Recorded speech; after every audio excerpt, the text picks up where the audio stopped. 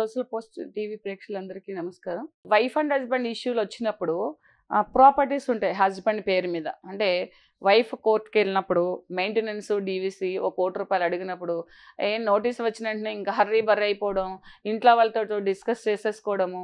So దీన్ని ఎట్లా మనము అమ్మో కోర్టుకి వెళ్ళింది, కోర్టు ఆర్డర్ చేసేస్తుందేమో, లైక్ ఈలోపు నా పేరు మీద ఏమైనా ప్రాపర్టీస్ ఉంటే మా మదర్ పేరు మీద రాసేయాలా, లేకపోతే మా ఫాదర్ పేరు మీద రాసేయాలా, మా సిస్టర్ పేరు మీద రాసేయాలా, సమ్ టైమ్స్ మా ఫ్రెండ్, నాకు చాలా క్లోజ్ ఫ్రెండ్ ఉన్నారు, నాకు రాసేయాలా, అంటే ఈ ప్రాపర్టీ ట్రాన్స్ఫర్ చేసేయాలా, లేకపోతే ఈ ప్రాపర్టీ ఉంటే కోర్టు ఎక్కువేస్తుందేమో నాకు అమౌంట్, లేకపోతే కాంపన్సేషన్ ఇస్తారేమో, డైవర్స్ అడిగితే పర్మనెంట్ అలమని ఇస్తారేమో, ఇవన్నీ కూడా ఆలోచించేసి కన్ఫ్యూజ్ అయిపోయి చాలా ఫాస్ట్గా ప్రాపర్టీస్ని రిలేటివ్స్ మీద కానీ పేరెంట్స్ మీద కానీ ట్రాన్స్ఫర్ చేయడం జరుగుతుంది.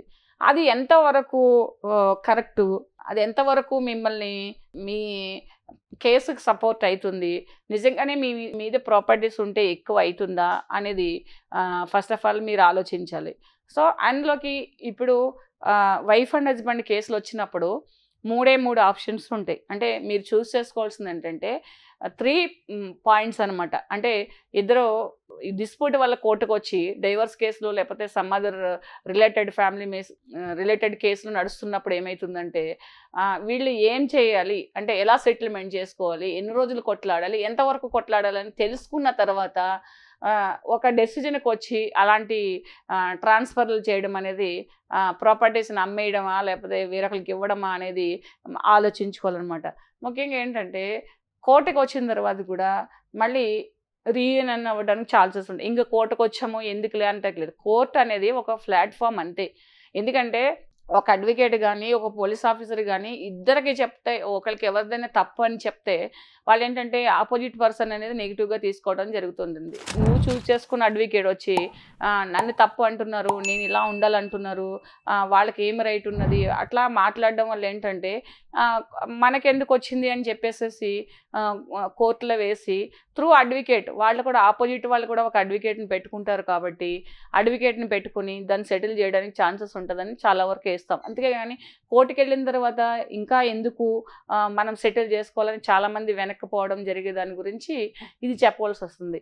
అట్లా ఏముండదు. ఇష్యూ వచ్చినప్పుడు, ప్రాబ్లం వచ్చినప్పుడు డెఫినెట్గా కోర్టుకి వెళ్ళినప్పుడు వెళ్తాము. వెళ్ళినప్పుడు ఏంటంటే దాన్ని సెటిల్ చేసుకోవడానికి ఛాన్సెస్, అది ప్లాట్ఫామ్ మాత్రమే. అక్కడికి వెళ్ళిన తర్వాత ఏమి మీకు మీరు డిగ్రేడ్ అయిపోవడమో లేకపోతే చుట్టాల దృష్టిలో ఫ్రెండ్స్ దృష్టిలో మీరు తక్కువ అయిపోవడం కాదు. ఒక ఇష్యూ వచ్చింది, ఆ ఇష్యూని సెటిల్ చేసుకోవడం ద్వారా, కౌన్సిలింగ్ ద్వారా లేకపోతే అడ్వకేట్స్ చెప్పడం వల్ల కూడా మీరు దాన్ని సెటిల్ చేసుకోవచ్చు. అలా ఫీల్ అవ్వాల్సిన అవసరం ఏమీ లేదు. ఇప్పుడు ఎగ్జాంపుల్ ఒక హెల్త్ ఇష్యూ ఉంటుంది, ఒక సర్జరీ అయినంత మాత్రాన ఇంక సర్జరీ అయింది మనం బ్రతకడం ఎందుకని అనుకోం కదా. అలాగే ఒక ఫ్యామిలీ ఇష్యూ వచ్చినప్పుడు, ఒక కోర్టుకు వచ్చినప్పుడు, ఒకరు కోర్టుకు వచ్చినప్పుడు దాన్ని ఏంటంటే మీరు అక్కడ సెటిల్ చేసుకోవచ్చు. లేదు అది కాంప్రమైజ్ అయ్యి మళ్ళీ లైఫ్ స్టార్ట్ చేసుకుని ఏదైతే మిస్టేక్స్ వల్ల కోర్టుకు వచ్చారో అవి మళ్ళీ రెండు వైపుల వాళ్ళు కొంచెం జాగ్రత్తగా ఆలోచించుకుని రిపీట్ అవ్వకుండా మళ్ళీ రీయూనియన్ అయ్యి కాపురాలు చేసుకోవడం జరుగుతుంది. రెండవది ఏంటంటే మీకు ఇది సాధ్యం కాదు, ఇంకా మనం కలిసి బ్రతకలేము, కలిసి బ్రతికుండడం జీవించడం వల్ల ఏమవుతుందంటే ఫర్దర్గా చాలా ప్రాబ్లమ్స్ వస్తాయి, ఇది ఎప్పుడో డీవియేట్ అయిపోయింది, ఈ రిలేషన్ ఇంకా ఇది బ్రేక్ చేసుకోవడమే మంచిది అనుకున్నప్పుడు ఏంటంటే మీరు ఇద్దరు అడ్వకేట్లను పెట్టుకుని లేకపోతే కౌన్సిలింగ్కి వెళ్ళి మీడియేషన్ రిఫర్ చేయించుకొని కౌన్సిలింగ్లో ఏంటంటే దీన్ని మీరు సెటిల్మెంట్ చేసుకోవచ్చు.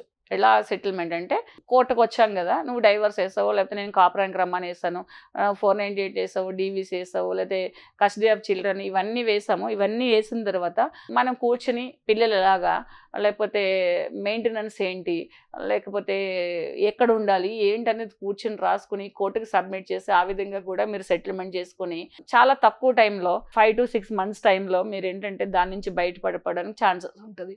మ్యాక్సిమం ఎక్కడ ప్రాబ్లం వస్తుందంటే ఇద్దరు విడిపోవాలనుకున్నప్పుడు మెయింటెనెన్స్ దగ్గర, లేదంటే పర్మనెంట్ సెటిల్మెంట్ దగ్గర. అంటే ఒకేసారి ఒక లంసమ్ అమౌంట్ ఇచ్చేసి ఆ రిలేషన్ నుంచి బయటకు వచ్చేసి ఆ మ్యారేజ్ని బ్రేకప్ చేసుకోవాలనుకునే దగ్గరే మాత్రమే ఇష్యూ వస్తుంది, డబ్బుల దగ్గర వస్తుంది. ఆ డబ్బు దగ్గర ఇష్యూ వచ్చినప్పుడు కూడా కూర్చుని ఎదుటి వాళ్ళు కూడా ఆలోచించాలి. మనం ₹1,00,00,000 అడుగుతున్నాం అవతల వ్యక్తిని అంటే అసలు ఇతను ఎంత క్యాపబిలిటీ ఉన్నాడు, ఇతని దగ్గర ఎంత డబ్బులు ఉన్నది. ఒక 50,000 సంపాదించే వ్యక్తి ఒక ₹1,00,00,000 సేవ్ చేయాలంటే ఎన్ని సంవత్సరాలు పడుతుంది, ఇది పాజిబిలిటీ ఉన్నదా, ఈ కోర్టు కూడా ఆర్డర్ చేస్తుందా, 50,000 సంపాదిస్తే అతనికి ఎంతమంది డిపెండెంట్స్ ఉన్నారు, నేను ఒక పిల్లల పుట్టిన ఆమెకి ఒక ఓన్లీ సింగిల్ వైఫ్కి అంటే పిల్లలు లేకుండా ఉన్న ఆమెకి సో ఎంత వస్తుంది, అన్మ్యారీడ్ సిస్టర్స్ ఉన్నారా, అన్మ్యారీడ్ అంటే ఏమైనా హెల్త్ ఇష్యూస్ ఉన్న సిస్టర్స్ ఉన్నారా, ఫాదర్ ఓల్డ్ ఏజా, ఇవన్నీ కోర్టు చూస్తుంది. కాబట్టి అబ్బాయికి అతను సంపాదించిందంతా వైఫ్కి రావాలంటే మాత్రం రాదు, అది కూడా డివైడ్ అవుతుంది as for the circumstance of the as for the అంటే డిపెండెంట్స్ ఇన్ ద ఫ్యామిలీని బట్టి కూడా అతనికి ఏమేమి రెస్పాన్సిబిలిటీ అన్నది కొంచెం కోర్టు కూడా ఆలోచించి చేస్తుంది. కాబట్టి మీరు అది ఆలోచించేటప్పుడు ఆ డబ్బు తీసుకోకుండా ఎంతవరకు తీసుకోవాలి, ఎంతవరకు అయితే ఇది బయటకు వచ్చేయచ్చు అని చెప్పేసి ఇవన్నీ అతని పరిస్థితులు ఆలోచించి మాత్రమే ఈ క్లెయిమ్ అమౌంట్ ఏదైతే ఉందో, మీరు ఏదైతే సెటిల్మెంట్ అమౌంట్ అడుగుతున్నారో అది ఆలోచించి అడిగినప్పుడు ఈజీగా సెటిల్ అవుతుంది. ₹1,00,000 అంటే ఈయన 10 లక్షలు ఇస్తానంటే అది అవ్వదు. కాబట్టి అతని పరిస్థితులను కూడా ఏదో అమ్ముకుంటాడు, అతనికి ఇల్లు ఉంది అంటే జాయింట్ ఫ్యామిలీ ప్రాపర్టీలో అంత తొందరగా అతని షేర్ అమ్మడం అనేది కొంచెం కష్టము. అన్డివైడెడ్ షేర్లో తొందరగా అమ్మలేరు. కాబట్టి ఇవన్నీ ఆలోచించుకుని మీరు ఈ సెటిల్మెంట్ చేసుకుంటే పడుతుంది. లేదంటే 15 years సుప్రీంకోర్టు వరకు ఈ మ్యాటర్స్ వెళ్ళిపోవడానికి ఛాన్సెస్ ఉంటుంది. కానీ ఈ 3 ఆప్షన్స్లో which is the best option అనేది మీరు చూస్ చేసుకున్నప్పుడు డెఫినెట్గా మీకు రిలీఫ్ తొందరగా వస్తుంది.